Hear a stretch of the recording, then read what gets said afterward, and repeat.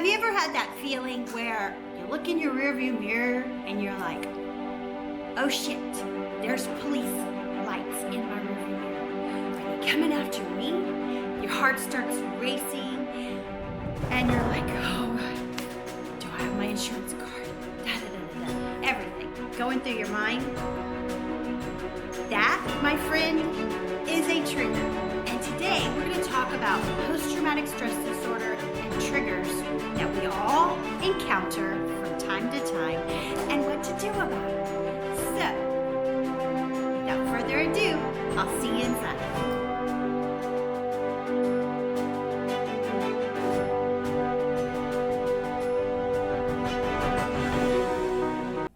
Hi, Kathie Owen here, and welcome to my YouTube channel where I talk about transforming your life in magic fashion. Today we're going to talk about triggers, post-traumatic stress disorder, what to do about them, and what exactly are they. My name is Kathie Owen. As a certified fitness trainer and life coach since 2002 and a survivor of complex post-traumatic stress disorder and narcissistic abuse, I help others transform their lives in magic fashion. Today we're going to talk about triggers. What are they and what can we do about them? Because as a survivor of complex post-traumatic stress disorder, I can tell you the triggers never, ever go away. What does happen is your response to them. It becomes better, especially because you're aware of what they are. That's what we're going to talk about today. There are two types of triggers, internal and external. Internal triggers are anger, anxiety, frustration, feeling abandoned, feeling lonely, feeling out of control, memories, muscle tension, your heart racing. External triggers, on the other hand, are an anniversary, an argument, holidays, end of a relationship, reading a news article, social media news, seeing someone, going to a place, watching a movie or a TV show. That's the two types of triggers that are out there. For me, I've experienced all of them. And I can tell you they don't ever go away, unfortunately. But what does happen is your response to them. And that is exactly what I'm going to teach you today, because that is a lifesaver. To this day, I have been divorced right now 20 years. And my boyfriend has a 3-year-old grandson that is basically my grandson. And I have been around him. My boys were 4 and 2 when we divorced. So this age is a huge trigger for me, just being around him. And I'll be having the most wonderful time. Like back in the fall, we were at this fall festival riding slides, and all of a sudden a memory came back to me where we were in Colorado and Kyle went down this slide and cut up his whole face, and that was his dad's choosing, but of course I'm the one that got in trouble for it. And who knows, my memory could be totally distorted, but it was triggered and I was taken back to all of these memories. They flooded back to me. And over time, I have learned how to deal with these triggers. All have triggers. That is my point today. We all have triggers. We all have a series of post-traumatic stress in our life, somehow, some way. Because if you have experienced a traumatic event in your life, it can be as traumatic as losing a loved one. You will experience triggers. You will. They're just things that happen. Take, for example, an anniversary. You've just lost your spouse and you have an anniversary date come up, and that is a trigger. Remember, it's an external trigger. So yes, we need to learn how to deal with them. Don't stuff them. I always say, do not stuff them, but work with them. It's just, like I say, always say, we are spiritual beings living a human experience. So combine those together and you will get out of victim mentality. So what happens when we get triggered? You've got to look at the undesired outcomes before you can come to a solution. So let's look at some undesired outcomes that come with triggers. Number one is lack of confidence.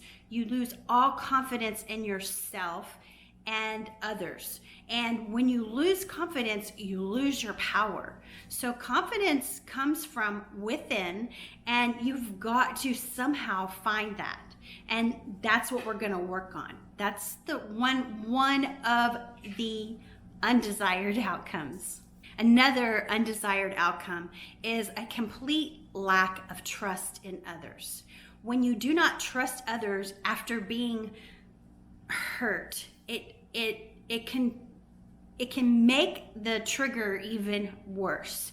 For example, when I see my grandson, he's only 3, but it brings back so many memories, even the parenting memories that come with that, because I observe his parents, how they interact with each other and how it affects him. Because my interaction with my ex-husband was nothing like that. There was no love there. There was no happiness there. It was always about him and his triggers that he had. And it just didn't, there was no happy environment. Therefore, it did affect my children. It did affect them. I also lost trust in other people. And I'm going to give you another undesired outcome that comes with that in just a minute. Another undesired outcome that comes with the triggers is you have a lack of concentration and a lack of focus. Because your heart is racing and you're just totally, your mind is going all different directions. You're getting flooded with these memories. You can't focus on what's going on in the present moment. Of course, there's solutions to that I'm going to get to in just a moment, but it does happen. And the first key is to become aware. Oh, this is happening. That's the first element that we're going to talk about in the solutions. Another undesired outcome that comes along with lack of trust is relationship jump. I know at the beginning of my divorce and for many years, I just jumped from relationship to relationship. As soon as I hit a problem or a trigger, I would just dump that relationship and move to another one. And it was very, very unhealthy, very unhealthy. And that had to do with me. That had to do only with me and not the other people. Granted, they may have had something that was not healthy for me at the moment, but I never confronted my issues until I got into professional counseling and help and started to realize what I was doing. And I had lacked trust in any relationship. And I had doubt in others, where if I had that no lack of trust and no trauma there, I would have been able to establish a healthy relationship like I have now. Another undesired outcome of triggers is insomnia, and it goes along with lack of concentration and focus. When you have these triggers, they send all these signals to your brain that send your brain into crazy overdrive. That crazy overdrive keeps you awake at night. And I'm going to offer you solutions to that in just a minute. Just know that insomnia is a huge problem when you're dealing with triggers from post-traumatic stress disorder. And last but certainly not least, you experience feelings of extreme guilt and shame. Guilt and shame are at the low level of the levels of consciousness. And I'll put the picture right here so you can look at that picture. But the low levels of consciousness, obviously you're going to be in force. You're not going to be able to react in a powerful way or even be proactive in your life, which is better than reactive. In reality transurfing, they talk a lot about guilt and shame and how to deal with guilt and shame. And I'm probably going to do a video on that as well, because that was my prominent feelings throughout my entire custody battle, entire relationship with my ex. There was a lot of guilt and shame that was taking place in my life from previous trauma. And it wasn't even about me. That's what's so weird. I mean, now I can look back, like Steve Jobs says, you could connect the dots looking backwards. But back then I couldn't see that. And I didn't know until I had gotten into professional counseling or did some reading and understand this. But guilt and shame will keep you stuck in force. And force is never going to get you what you want. So, what are the solutions? I'm glad you asked. I would be amiss if I didn't tell you that fitness, exercise, is one of the best remedies, rest solutions for post-traumatic stress disorder and triggers. I've been a fitness trainer since 2002, and fitness is another thing that saved my life. But when you have triggers, I'm just going to tell you real quick before I get into a whole fitness spiel on it. When you have triggers, your body releases cortisol, and cortisol is a hormone that's released when you're in fight or flight. And when you're in fight or flight, you get shaky and nervous, and it's either you're going to fight or you're going to run. So what's the solution to that? You've got to become aware of these emotions. Huge, number one. But to take it out in the gym. Take it out in the gym and let your body release those hormones in a healthy way. Awareness is number two. Awareness. Just becoming aware by watching this video and understanding triggers, you're already taking a step in the right direction, because you're going, oh, I see where those triggers are. I see what that was. That police signal in my rearview mirror was a trigger.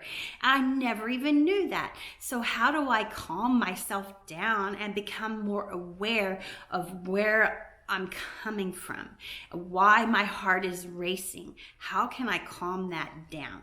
Got your solutions right here. I bet you already knew this, but deep breathing is one of the best remedies to calm yourself down in a stressful situation. In his book, John Assaraf, probably botching the name, Inner Size is the name of the book. And I'll have a link in the description below. Be sure to check it out. But this book teaches us one basic element to calm down in any situation is 6 deep breaths in and 6 deep breaths out. Do that 6 times in a row, nice, slow, and easy, and it exercises your insides, your brain. It calms you down and it gets you into a better mode, higher level of consciousness. Expressive writing. In her book, The Artist's Way, Julia Cameron teaches us how to do morning pages. Morning pages are what you do when you sit down and you just write whatever comes to mind. And I don't care what kind of creativity you do in your life, this will inspire you tremendously, because you're getting the garbage out of your mind. And she calls them morning pages because we do them first thing in the morning. Have a link in the description below for that book as well, and it's very helpful with all of your triggers. What helps with that in the morning pages, and I also highly recommend doing expressive writing when you're having insomnia, because it will let you get all those thoughts out of your mind onto the paper, and subconsciously you're telling yourself, okay, I'll get you, Kathie. I'll get you're upset. And you're writing it down so we can look at it later, because right now we need to sleep. Right now we need to do this. And doing your morning pages also helps you have a very productive day, because you subconsciously, your mind's going, yeah, good. Glad she wrote that down so I can worry about that when you look at it later. The Levels of Consciousness by Dr. David Hawkins. I put a picture right here. You know me, I'm always talking about this. But if you notice, at the bottom are all those things that are internal triggers for post-traumatic stress disorder. Well, how do we rise up? You notice courage is really big and right there at the line between power and force. So if you get courage, become aware, face your triggers head on by writing them down, by doing exercise, by taking care of yourself, doing those deep breathing skills, you will go into courage. You'll find courage and you'll find a way out of the trauma. One of the best ways to deal with a traumatic situation, especially if you're in the middle of it, is to become aware of your senses. Find one thing to feel, 2 things to smell, 3 things to hear, 4 things to see, 5 things to taste. Maybe not exactly in that order, but as you're doing your deep breathing and becoming aware of all of the things around you with your senses, you're becoming into the present moment. When you come into the present moment, you automatically raise your levels of consciousness and you're able to deal with whatever you've been presented. How do you talk to yourself? You know, so many people are not even aware of how they talk to themselves. Oh my God, that looks like crap. Oh my God, this feels like crap. Oh my God, it's raining again today. All of those things are complaints. If you counted how many times you complain to yourself in a day, you would empower yourself because you would try to rewrite that. Oh my God, that's another little solution right there, which is The Pruning Shears of Revision by Neville Goddard. Link in the description below to a PDF document. You can read about that. Pruning Shears of Revision, honestly, you should do it all the time. And it's just keeping your garden of your mind clean and clear and rewriting things that didn't work out the way you wanted to. Man, the Pruning Shears of Revision is a gold mine. It's the Garden of Eden right there in your own mind. You can rewrite your past, and I have done that. I've done that to such an effect that anything my ex does today or anybody, especially the narcissists in my life, they don't trigger me. They just don't trigger me because I've rewritten it with the Pruning Shears of Revision, raised my level of consciousness that I'm not even aware of the conditional love that is taking place in the lower levels of consciousness. Pruning Shears of Revision will help you raise your thought quality, and also it'll help you with the way you talk to yourself because you'll become aware of it. Hey, look at those morning pages. That's how you talk to yourself. Stop beating yourself up. Rewrite it with the Pruning Shears of Revision. It's the icing on the cake. One of the best things I learned in therapy was learn to love unconditionally. That's going to be the topic of my next video because a narcissist loves conditionally. And that's a whole nother topic we can talk about. But to learn to love unconditionally, I learned as I was complaining, like I did in therapy all the time. My therapist said, she just burst out with this statement. You know, Jesus said when he was hanging on the cross as the people were trying to kill him, "Forgive them, Father, for they know not what they do." Whoa. It took me back a moment. Even being raised Christian, I knew this, but I didn't know this. It was like, oh, I get it. Because when you live in conditional love, you don't know what you're doing. That's all there is to it. You just don't know what you're doing. You don't know the damage you're doing. You don't know the damage you're doing to yourself and others and everything. And it's very possessive. Conditional love says you got to do this and this and this. And it's so freaking damaging that why do you want to live like that? And when I learned how to live with unconditional love, accepting others as they are, always presenting the golden rule, it transformed my life literally in magic fashion, because I understood this statement that Jesus said, "Forgive them, Father, for they know not what they do." When you're living in conditional love, you don't know what you're doing. So be sure to tune in next Thursday for conditional love and unconditional love. What are they, and how can they transform your life in magic fashion? That's my video for today. I hope you liked it. Be sure to give a thumbs up if you did. Leave a comment in the comments below. And until next time, I'll see you next time. Peace out and namaste.